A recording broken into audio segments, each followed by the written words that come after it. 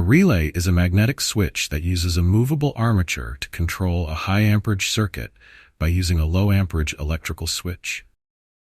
Automotive relays generally follow a common terminal identification system.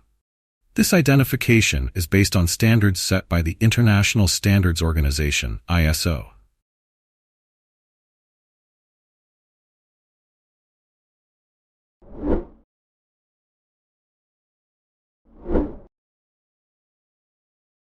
When the control circuit switch is open, no current flows to the coil of the relay, so the windings are de-energized.